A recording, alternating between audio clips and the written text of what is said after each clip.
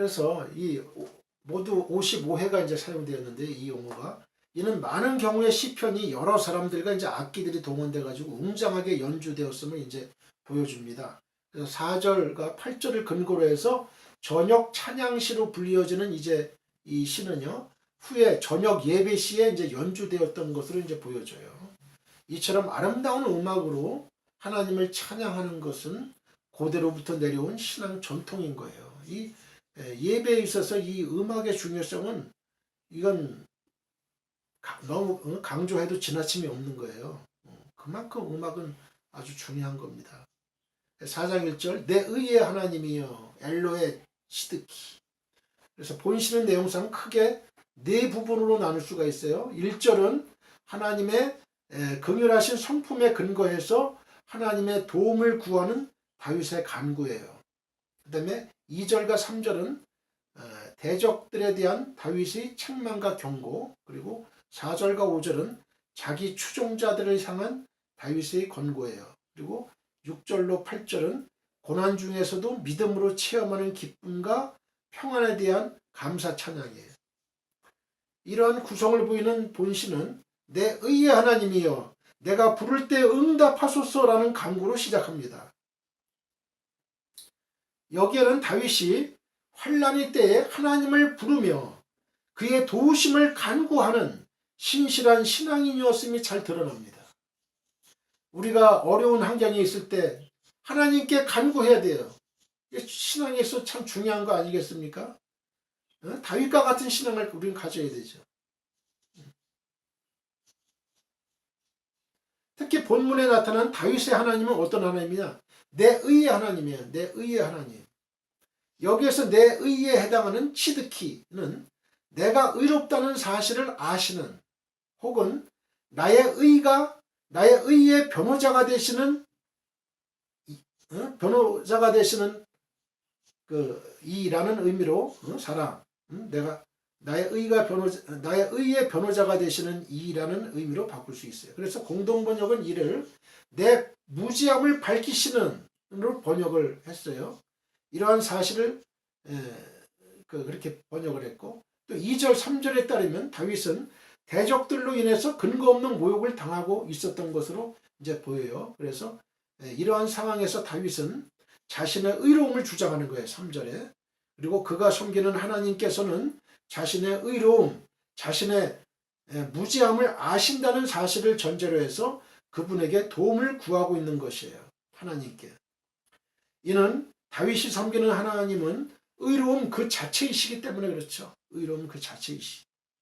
의로우신 하나님은 누가 진정으로 의로운지 불의한지를 정확히 아시고 판결할 수 있는 완전하신 재판장이세요. 완전하신 재판장이세요. 이런 사실을 누구보다 잘 아는 다윗은요, 바로 그 하나님에게 자신의 억울함을 호소하면서 의로우신 판결을 해줄 것을 바라고 있는 거예요. 한편 저자가 다윗으로 이 본시와 동일하며 그 저자 배경 역시 동일한 것으로 추정되는 앞선 제3편에서는 여호와라는 이름을 썼죠. 예흐와. 여호와는 신명이 주로 사용되고 하나님이라는 신명은 한 번도 사용되지 않았어요.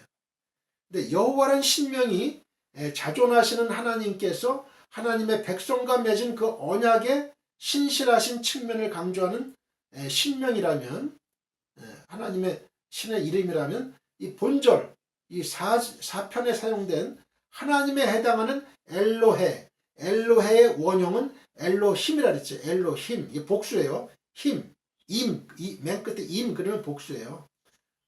엘로힘은 천지를 창조하시고 삼위일체 하나님이라는 거예요. 삼위일체 하나님. 성부 하나님, 성자 예수님, 성령 하나님. 엘로힘은 천지를 창조하시고 그 모든 것을 주관하시는 권능의 측면을 강조하는 신명이에요. 권능의 측면을 강조한다. 그래서 다윗이 제3편과는 달리 여기서 엘로힘이라는 신명을 사용한 것은 대적들은 그 득세하는 반면에 자신은 연약한 상태에 머물러 있으므로 절대자 하나님의 권능이 절대 필요한 시점임을 나타내기 위해서일 거예요. 이게 실로 지금 다윗과 같이 공경 가운데 있는 자라면 엘로힘 대신 하나님을 전심으로 부를 수 있어야 돼요. 전능하신 하나님, 전능하신 하나님. 엘샤다이 하나님, 능력의 하나님, 전능하신 하나님. 그렇게 한다면 그는 다윗처럼 어떤 위기 가운데서도 능하신 손으로 당신의 이름을 부르는 자를 건지시는 전능하신 하나님의 손길을 체험할 수 있을 겁니다. 믿습니까? 아멘. 4장 1절 곤란 중에 나를 너그럽게 하셨사오니 빠차르 히르 하부타리. 본문은 1차적으로 다윗이 과거에 여호와 하나님께서 자기에게 베푸셨던 은혜를 회상하는 대목으로 이해할 수 있습니다.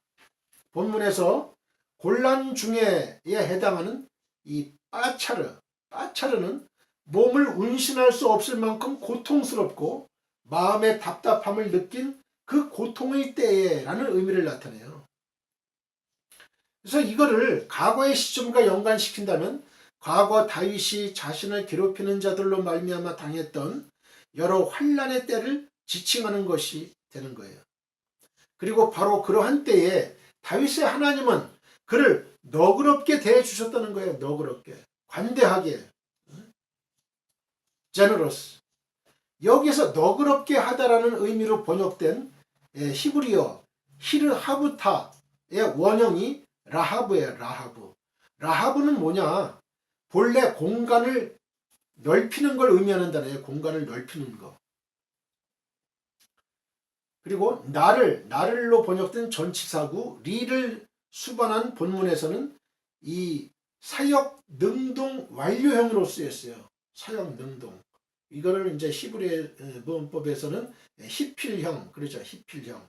사역 능동. 뭐뭐 하게 하다. 뭐뭐 하게 하다. 능동.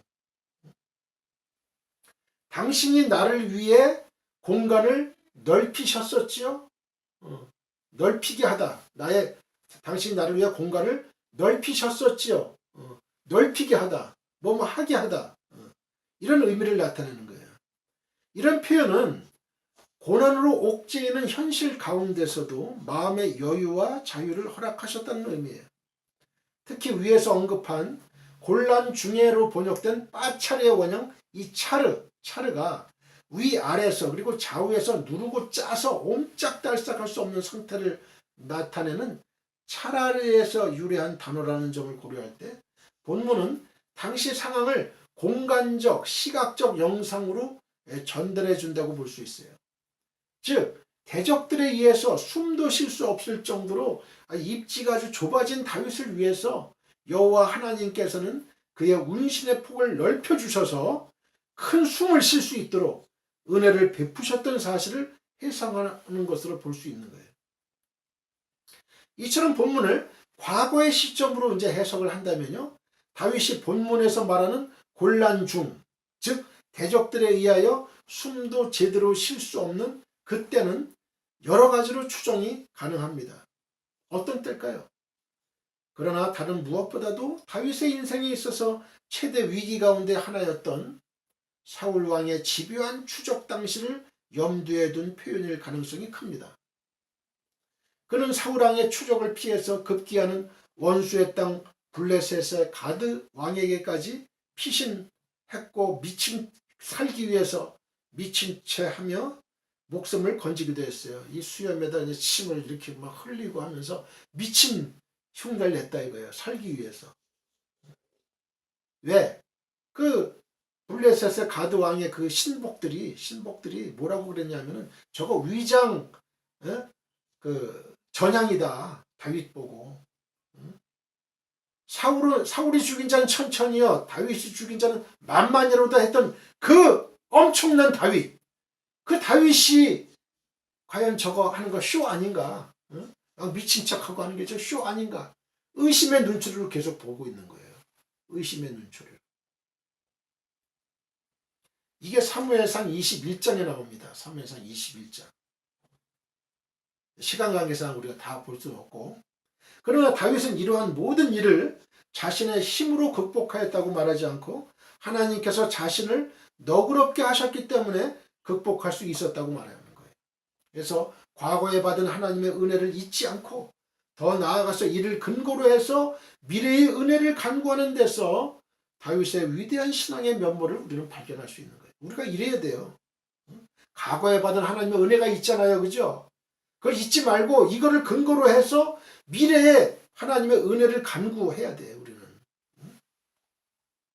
이어서 그걸 이어야 돼요. 과거에 하나님 주신 은혜.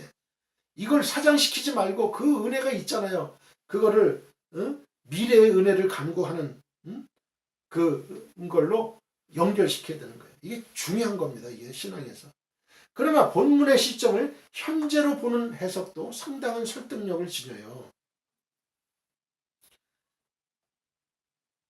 그렇다면 본문은 다윗 자신이 비록 현재 고난 가운데 있으나 하나님께서 자신을 그 고난에서 벗어날 수 있도록 해주리라는 의미가 돼요. 현재로 보는 해석. 시점을 현재로 본다면. 이런 입장을 취하면 자신이 현재 압살롬과 그의 추종자들에 의하여 큰 공경을 당하고 있으나 하나님께서 자신으로 하여금 위기에서 벗어나게 하실 것을 확신하는 것이 돼요. 다윗이 의로우신 하나님을 굳게 신뢰했을 뿐만 아니라 선치적인 신앙을 가지고 있었다는 점에서 본다면 이런 해석도 충분히 가능할 뿐 아니라 상당한 설득력을 지닙니다.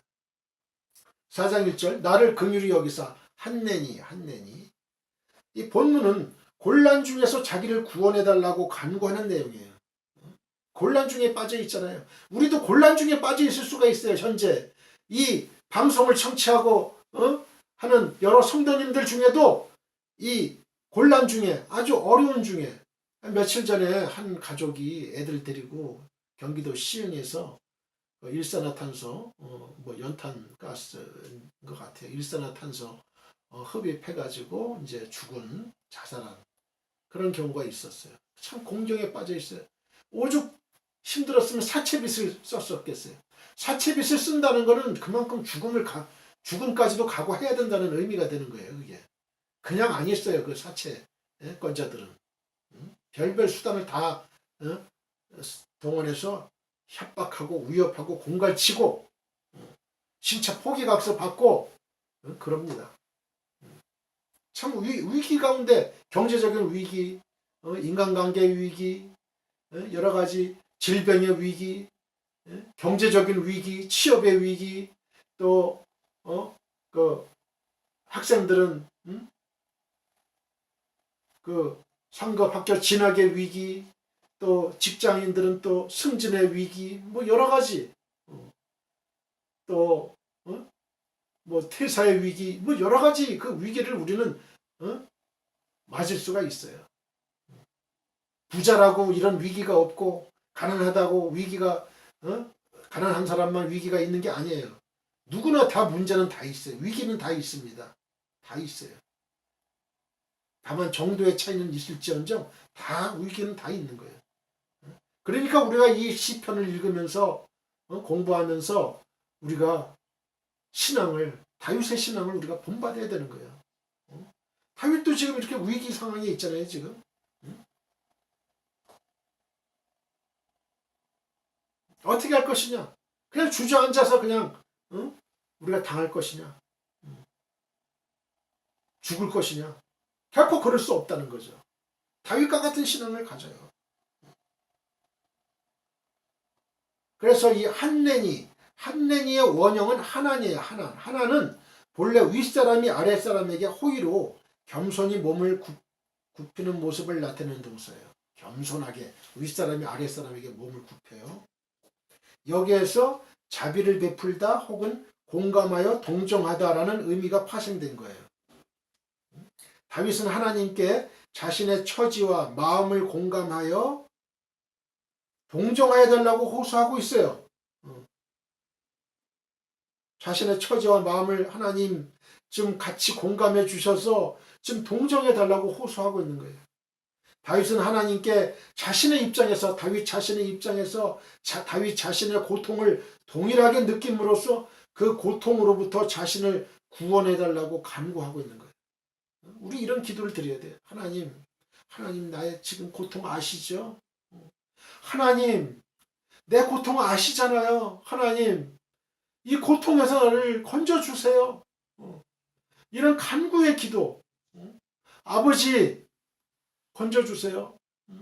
제가 비록 죄는 지었지만 바스데바를 범하고 그 남편 우리야 장군 충신을 죽였지만 아버지, 나 이 아들로부터 압살롬으로부터 또 그 대적들로부터 나 지금 쫓겨나가지고 맨발로 맨발로 지금 쫓겨 나가고 있고 얼마나 큰 고통으로 눈물로 요를 적시고 병을 채우고 그럴 정도로 이 다윗은 뼈가 마를 정도로 뼈가 쇠할 정도로 하나님께 회개의 기도를 눈물의 기도를 드렸어요.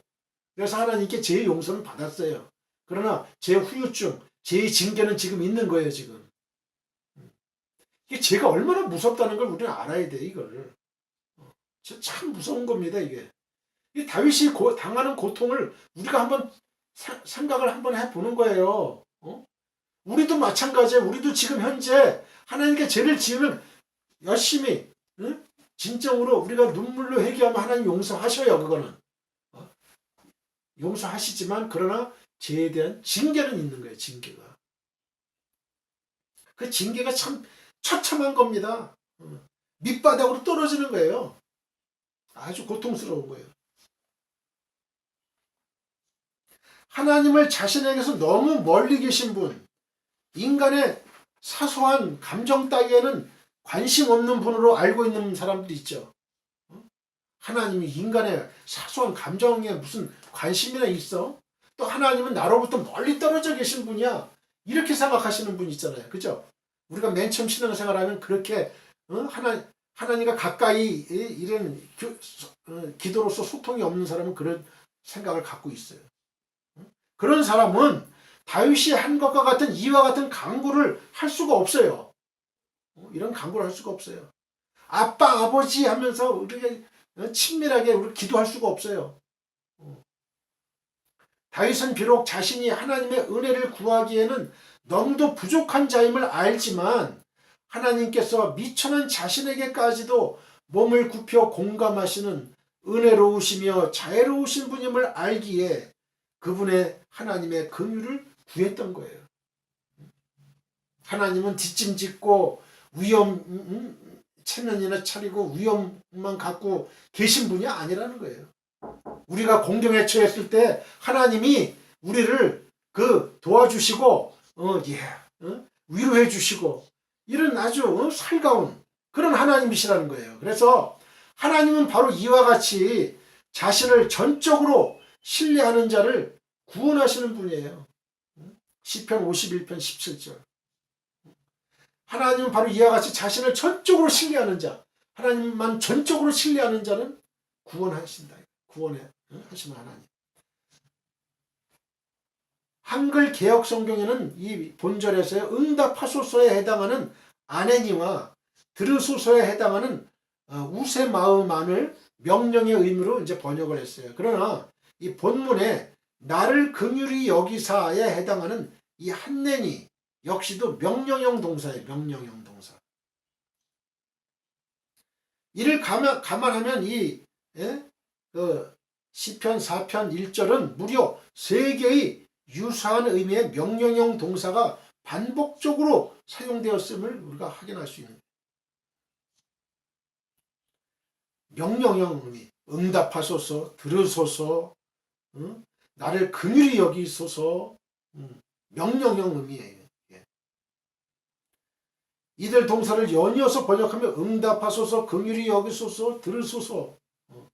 구체적인 소원을 아뢰기 전에 이처럼 하나님을 향해 외쳐대는 이 다윗의 반복적인 기도 응답에 대한 간구와 자신의 절박한 신병에 대한 토론은 당시에 다윗이 얼마나 애절한 상황에 처참한 상황에 처해 있는 걸 반영하는 것인가 동시에 이 다윗이 간구하는 바 소원에 하나님의 관심을 더욱 집중시키기 위한 것이. 한편 본시는 앞선 제3편과 마찬가지로 비탄시로 분류돼요. The Poem of Grief. 그러나 그 구성에 있어서 일반적 비탄시와는 약간 다른 면모를 보이는데요. 보편적으로 비탄신은 자신의 고통에 대한 호소로 시작을 해서 하나님을 향한 도움의 간구와 기도의 응답을 확신한 이후에 드리는 감사 찬양의 순으로 구성되어 있어요. 그런데 시편 이 4편은 좀 틀려요. 하나님의 긍휼하신 성품에 근거한 구원의 간구로 시작을 하여 대적들을 향한 경고와 자기 추종자들을 향한 권고, 그리고 고난 중에도 믿음으로 체험하는 기쁨과 평안의 감사 찬양으로 끝맺어요. 즉 본시는 호소와 탄식의 성격보다도 이 간구의 성격이 강해요. 간구. 대적과 추종자에 대한 교훈의 내용을 담고 있습니다.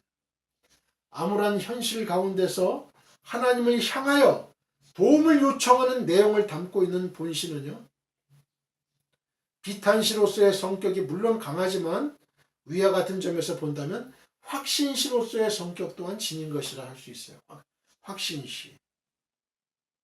하나님은 나를 도와준다. 하나님 나를 도와주신 하나님. 구원해 주신 하나님.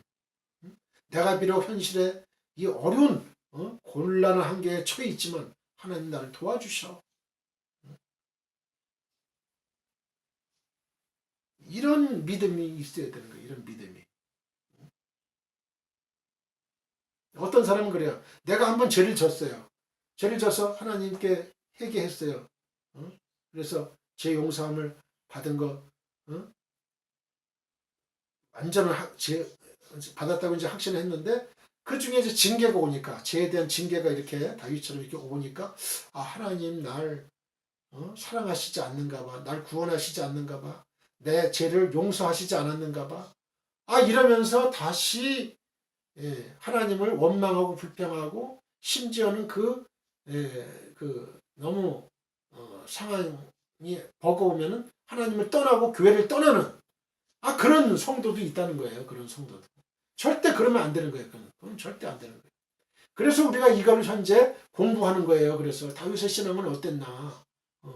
다윗의 그 신앙을 보면서 우리가 배우는 거죠. 배워야 되는 거예요.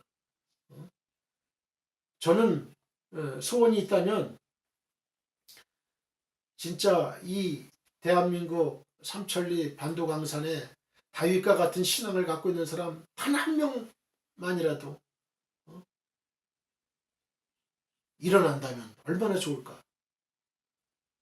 성경을 공부하고 설교 말씀을 듣고, 저는 어렸을 때부터 이 하나님 말씀 듣는 걸 참 좋아했어요. 또 성경 읽기를 좋아했어요. 그래서 자꾸 이 성경의 위인들, 다윗, 요셉, 뭐 이런 사람들, 바울, 이런 신앙을 자꾸, 나도 어떻게 저런 사람의 신앙들을 좀 본받을 수 있을까. 항상 그런 이제 그런 소원이 좀 있었죠. 소원이. 하나님 그렇게 만들어 주셔요. 만들어 주셔요. 깨끗한 신앙, 흠과 점이 없는 신앙, 어떤 이끼가 때가 묻지 않은 그런 신앙, 그걸 소유해야 돼. 그걸 소유해야 돼. 깨끗한 신앙, 다윗과 같이 죄를 범할 수 있어요. 죄성을 가진 인간이라 죄는 다 범할 수 있다고요. 그러나 죄를 계속적으로 연달아서 지면 안 되는 거죠. 그건 완전한 회개가 아닌 거예요. 그거는 회개했다고 볼 수가 없는 거예요. 사도 바울처럼 한번 회개했으면 180도 돌아서 세상을 향했던 마음, 하나님을 위해서 목숨을 바칠 정도까지 가야 되는 거죠. 그게 진정으로 회개한 거예요. 그게. 잘못 알아가지고 사도 바울이 예수 믿는 자들을 막 죽였잖아요. 투옥시키고.